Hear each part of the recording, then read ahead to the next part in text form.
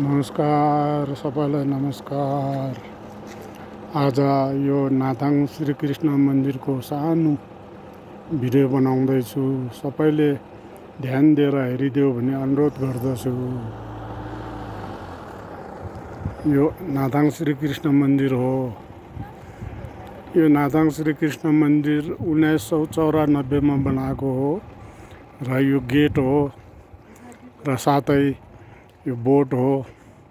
यो बोर्डमा हेर्नुहोस् 1994 मा स्थापना भएको मन्दिर हो र भर्खरै सरकारको बाटो फुटपाथ पाएर यो भर्खर मैले सघाउनु भयो।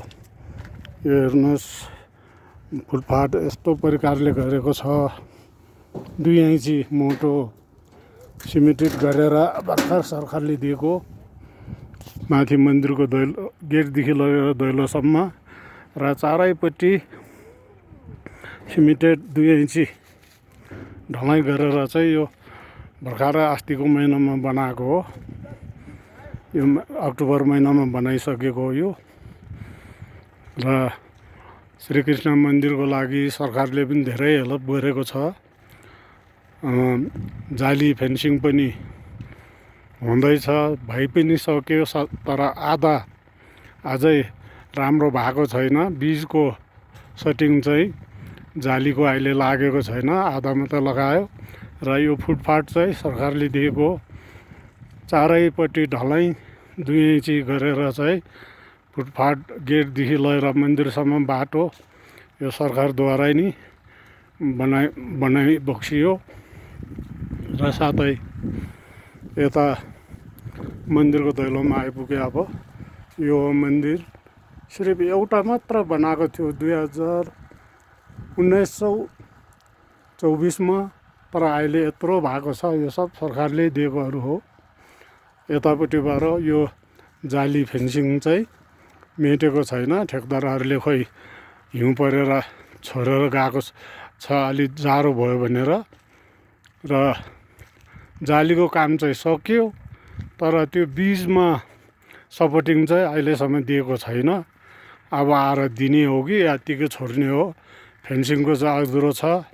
फुटपाथ चाहिँ पुरा भयो र भर्खरै पोहोरको साल 2023 मा 3 लाखको टोइलेट पायो। र सरकारको यो श्रीकृष्ण मन्दिरमा धेरै मद्दत पाएको छ र सरकारलाई नाथाङ गाउँलेको तर्फबाट मुरी धन्यवाद टक्राउँदछु।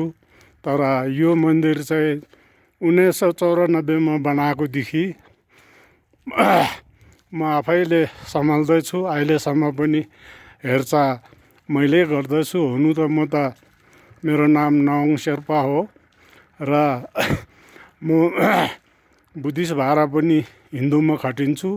यो टोइलेट भर्खरै सरकारले 3 लाखमा दिएर भर्खरै पैसा पनि पस्यो। र सरकारले धेरै मद्दत दिएकोमा धेरै नाथाङ गाउँलेको तर्फबाट सरकारलाई धन्यवाद, मुरी धन्यवाद टक्राउँदछु। र यो नाथाङ श्रीकृष्ण मन्दिर यस्तो प्रकार भएको छ। अहिले पहिला एउटा मात्रै हामीले चन्दा मागेर गाउँलेसँग गरेर म आफै अघि सरेर बनाएको थियो। यो माथि बनाउँदा मिस्त्री कोही लगाएन, आफैले बनाएको थियो। तर अब बुढो भयो, 72 साल पुगिसक्यो र अब त केही गर्नु नसक्दो रहेछ मैले पनि।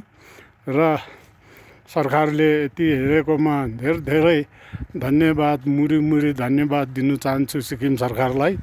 र गाउँको मन्दिर गुम्बा सबै सरकारको धन हो।